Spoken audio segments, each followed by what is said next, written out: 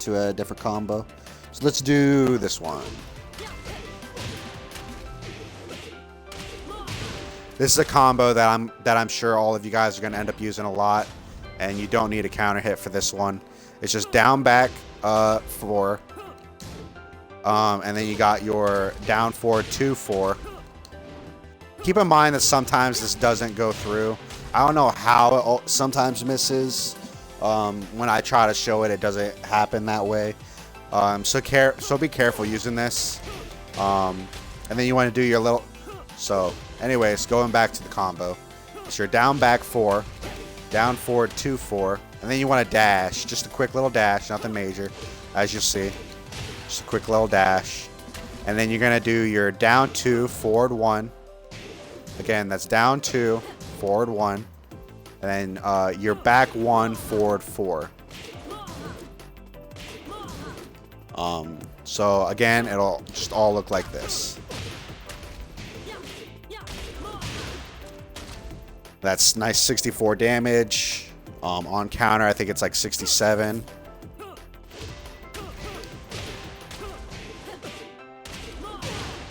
$68, my fault. And then one more combo that people are going to use a lot is her up forward 4-4. So there are 2 ways you can execute this combo. I'll show you my way, which does a little bit more damage, and I'll show you the way that most people end up using her or doing with her. So this is the way that everybody usually does it with her. I guess it's easier.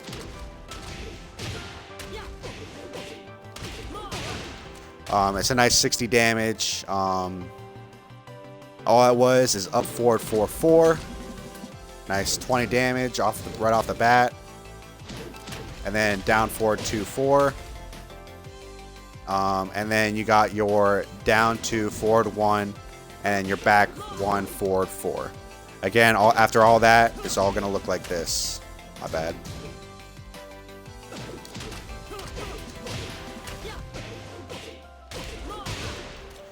So that's a nice 60 damage right there.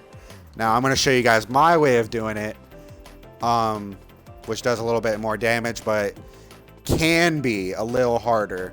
I'll show you why it could be harder. So here's the combo.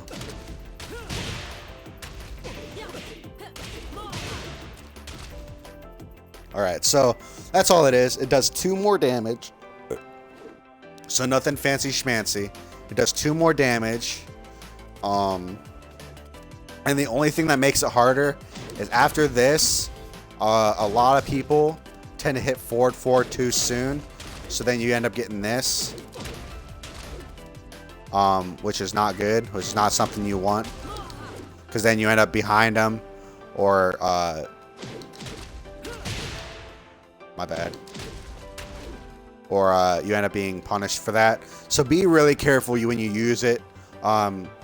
You have time, like you can take a little bit of time and like wait for your character to stop doing the animation, and then the rest of it is fairly easy. After you do your forward 4, which is what that screw attack is. It's just down 2 forward 1, back 1 forward 4. Just simple stuff.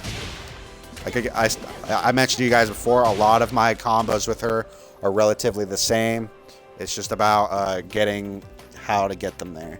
And that's pretty much it for Katarina. I'm gonna hop off here real quick, and we'll go ahead and grab Horong real fast.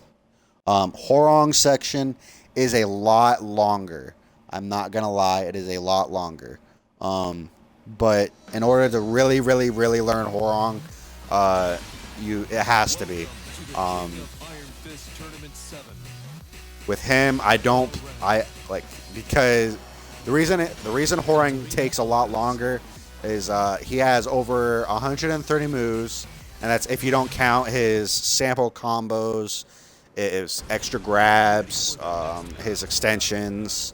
He still has well over 130 hits, 30 different moves. So keep in mind, Horong can be tricky. And he does take a while. So I apologize ahead of time. So first off, I'm just going to get into some simple poking. Nothing major. And then after I do all of his poking, and this includes all of, from his stances, and I'll point that out right now.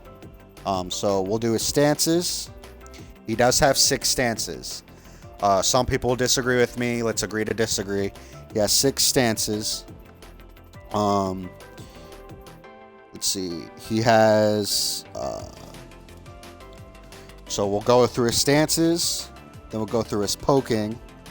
Then we'll go through his counter launchers.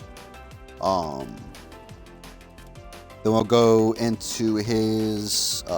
the moves that... we'll go into the moves he has that will put you in stances.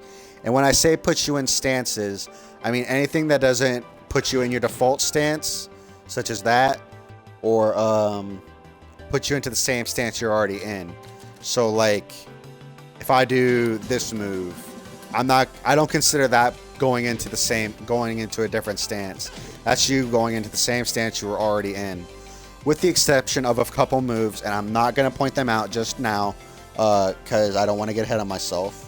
So after we go through the moves that go into his stances, do his counter launchers, his launchers, and we'll go into his grabbing. The grabs that are worth knowing. The only one for Katarina to know is her down forward 1+2. I'm not 100% sure that I went over what that one was. So let's real quick. Player action, repeat action, record. Start recording. And that's all this is. Just down forward 1+4. That's all that is. Or not down 1+4. Down forward 1+2. That's my fault. 1+2, not 1+4. I apologize. Kind of just got a brain fart there for a second. So first off, let's go ahead and talk about his stances. Obviously, and Horong is a very, very strong, heavy stance, heavy character. If you're one of those people that are specifically looking to try to only do moves that keep him in his stance, you're not gonna get very far. So his first stance obviously is his left foot forward, is how you would refer to his normal stance. His right foot forward would be 3+4, and this will just turn him around. And if you're one of those people that get confused on what stance he's in, watch his hands. If he's in his left foot forward and you're not really used to him yet, his hands are up there by his face guarding. And if he's in right foot forward, he drops his front hand. So that kind of does it for you. And then you got his left flamingo, which obviously you can tell, and his right flamingo. There's no real way to determine, to try to remember this. The only way I could suggest is if you're on the left side, if you can see his chest, he's in left whatever. And if you can see his back, then he's in right whatever. And then his two other stances is his back turned right stance, his back turned right foot forward, and again his hand is down, so that's how you can tell his arm is in right, or he is in right foot forward, and his back turned left foot forward, which again you can see his hands are in his face. So those are the stances. So left foot forward, right foot forward, back turned left foot forward, back turned right foot forward, left flamingo, right flamingo. I will definitely get into the moves and ways to get into his stances a little easier. But So just keep in mind, if you want to put him in back turned right foot forward, it's just simply 1 + 2. If you want to put him in right foot forward, facing forward, it's 3 + 4.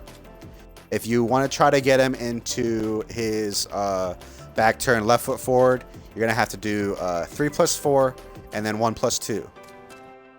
And then his left flamingo is forward 3, and his right flamingo is forward neutral 4.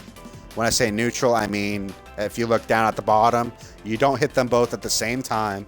You just simply hit forward and then 4.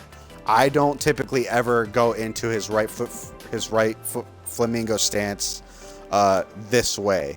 I typically just do forward 4, as you guys can see right there. I just simply do his forward 4. I just think it's easier, better. But I'll get into that later. I'm getting too far ahead of myself here. So one of his first moves or strings is his 1-1, his 1-2. Nothing great. So the reason I mentioned his 1-1 is because he has an extension. It's a 1-1-3-3. Keep in mind, this is not natural, and almost anybody since Tekken 3, anybody who's played or seen Horong knows this string. It's a very beginner-like move. Keep in mind, using this is extraordinarily punishable and extraordinarily risky. However, me specifically, I like to trick my opponents. Horong is a very, very tricky character. He so what you want to do, what I like to do, is a lot of time I'll either do 1-1 and then back 3, or I'll do 1-1 and then down forward 4. Just because they're mids. I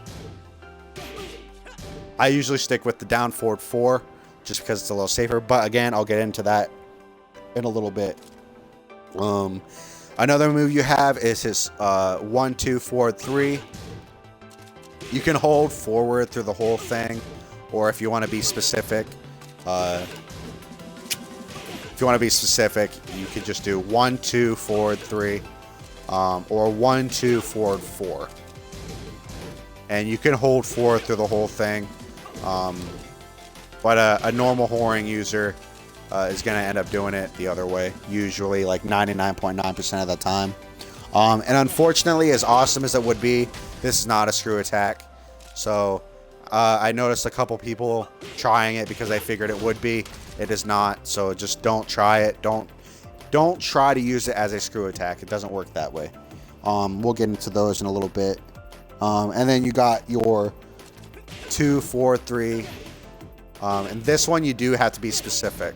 Because if you hold forward, you go into something else. So that's why I always suggest, if you're going to try to do it, already just be holding it. But if you're one of those people that like to do the quick poke, this is just 2-4-3. And then your next one is 2-4-4. So it's just the same thing, but a little faster, but a little shorter. You got your Flying Eagle. This one's a little tricky to explain. You're basically going to hit 3 and 4 almost simultaneously. When I say that, I'm talking like you want to hit 3 just before the 4, like fairly quick. Like as you can see on my commands, I practically hit 3, and then I hit 3 plus 4 and then 4. That's not intentional. That's just how quick. That's pretty much how quickly you're trying to hit them, though. That's pretty much as quick as you're trying to hit them, though. So, and this is a very, very valuable move. It's fairly quick. I think it's like I can't remember how many frames it is, honestly. I think it's like 22 frames or something. But it's really, really good. It gets a little bit of pushback.